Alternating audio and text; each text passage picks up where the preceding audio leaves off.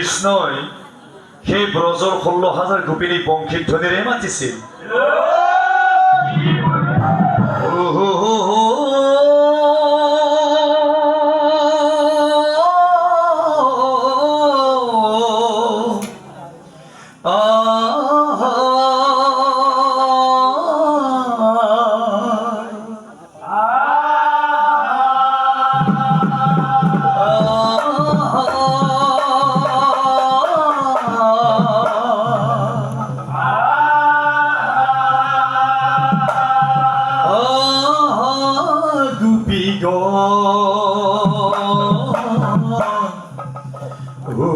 Swami Vrindavan.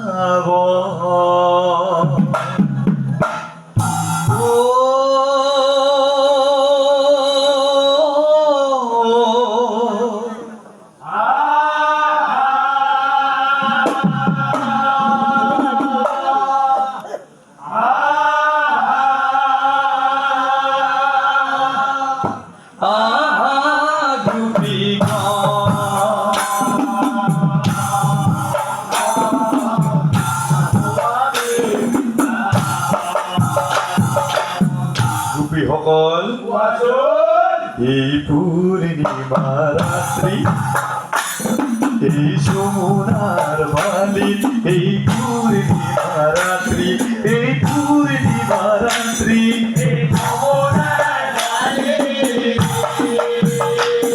এই পূর্ণিমা রাত্রি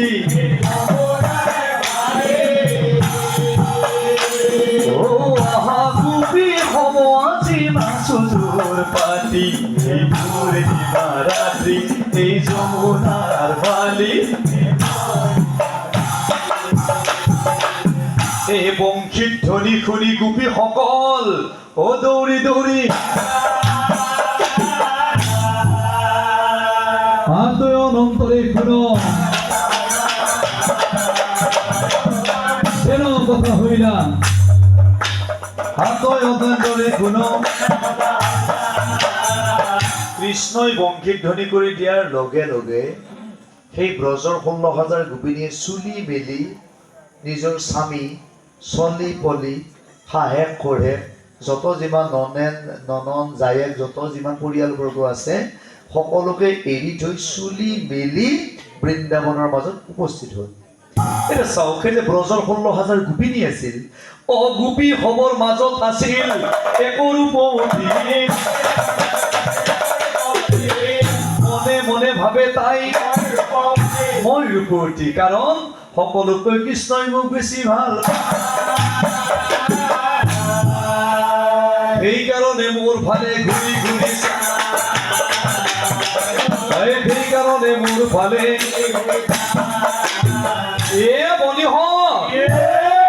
কৃষ্ণৰ বাহিমাতখনি সেইদে চলি পলি এৰি থৈ এই বৃন্দাবনৰ মাজত লাগি আহিছো কৃষ্ণদেৱৰ কলকে তহঁতক চাইছি না মোক চাইছি মোকো চাওঁ লাগে তহঁতক যদি কৃষ্ণ চাইছি কাক বাৰু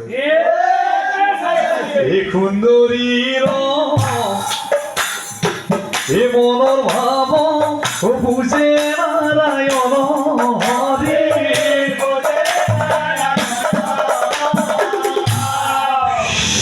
দৰ্পশূৰ্ণ কৰিবলৈ ভাবে দামোদৰ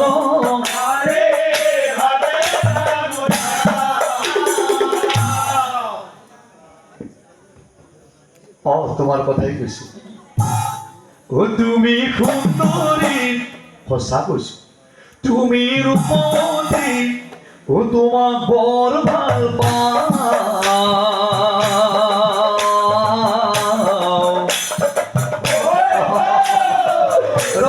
তুমি আহাছ নহা এই 16,000 ভিতৰত তুমি কি খুব ধুনীয়া দেই আহা আমি বনে যাওঁ বদনিৰ শোভা চাওঁ আমি নিজানত কামনা বাসনা পুৰা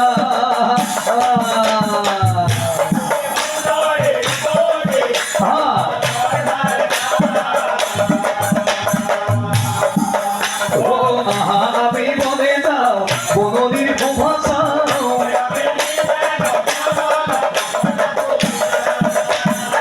আৰু এনেকুৱা কৈ যেতিয়া প্ৰভু কৃষ্ণই সেই গোপীজনী গাল উঠাই দিলে, মণিহৰ এই কৃষ্ণই যি 16,000 গোপিনী থকাৰ পাছতো মোক যি একান্তভাৱে যে এই বৃন্দাবনৰ যাবাক লাগি লগ ধৰিছে, বৃন্দাবনৰ মাজত কৃষ্ণ ভাল পাইছে নেকি? কৃষ্ণই ভাল পাইছে আৰু কৃষ্ণ ভাল নাপালে মোক এনেকৈ অকলশৰে বৃন্দাবনৰ এই ভিতৰলৈকে যাব লগ ধৰে। এই সুন্দৰী মনৰ ভাৱ বুজে নাৰায়ণ,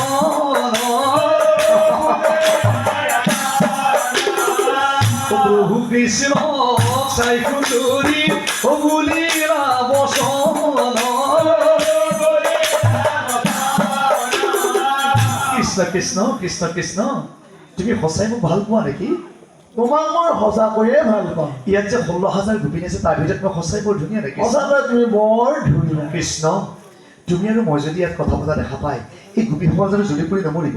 জ্বলি মৰিব। গতিকে তুমি আৰু মই গৈ যদি বনৰ মাজত কথা পাতি, সিহঁতে কোনেও দেখা নাপাব। কিন্তু হে কৃষ্ণ, তোমাৰ লগত বনৰ মাজত যাবলৈ মোৰ একো আপত্তি নাই, কিন্তু তুমি ইমান ধীৰে ধীৰে ধীৰে ধীৰে এই যমুনাৰ বাৰীত খোজকাঢ়ি গৈ থকা, মই দেখোন তোমাক দৌৰিও লগ নাপাওঁ। তোমাৰ পাছে পাছে ঘূৰি ঘূৰিব মোৰ কিবা ভাগৰ চাগৰ নালাগে? তাৰমানে তোমাৰ ভাগৰ লাগে। এটা কাম কৰা তুমি, কৃষ্ণই বোলে কান্ধত উঠা, তোমাক মই দাঙি লৈ যাম। কৃষ্ণই বোলে কান্ধত উঠা, তোমাক মই দাঙি লৈ যাম। তাইও বেটি কৃষ্ণৰ কান্ধত উঠি বাকচাই সেই ডাংকাটি সুন্দৰী গোপীজনী কৃষ্ণৰ কান্ধত কেনেকে উঠিব খুজিছিল? মেখেলা কোচাই লেংটি ভাই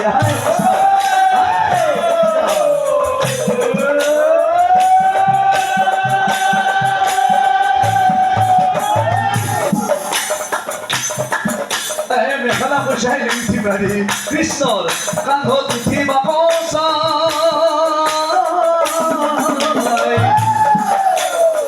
এনেহেন কাণ্ড কৃষ্ণই কৰিলো দেখা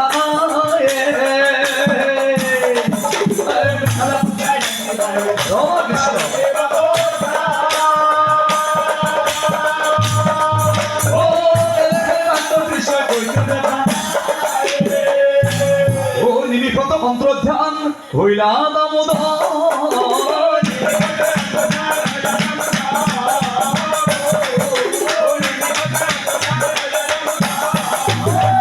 আৰু কৃষ্ণক বিচাৰি নাপায় সেই গোপীসকলে, কৃষ্ণক বিচাৰি নাপায় জুৰিলা ক্ৰন্দ,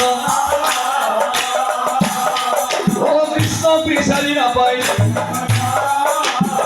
প্ৰভু কৃষ্ণ বৃন্দাবনৰ মাজৰ পৰা যেতিয়া হঠাতে অন্তৰ্ধান হৈ গ'ল, তেতিয়া সেই ব্ৰজৰ 16,000 গোপিনী কৃষ্ণক বিচাৰি চিঞৰি চিঞৰি কান্দি আছিল। কৈ গুচি গলা প্ৰাণ হৰি, অভাগী হলো অনাথিনী।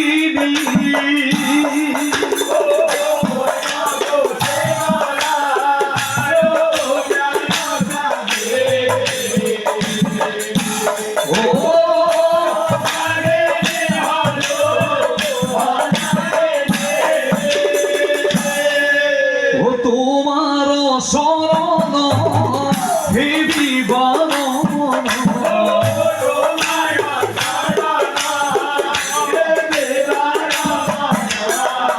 তোমাৰ বিহনে পৰাণ হহে এৰিল পতি পুত্ৰ তোমাৰ কাৰণে।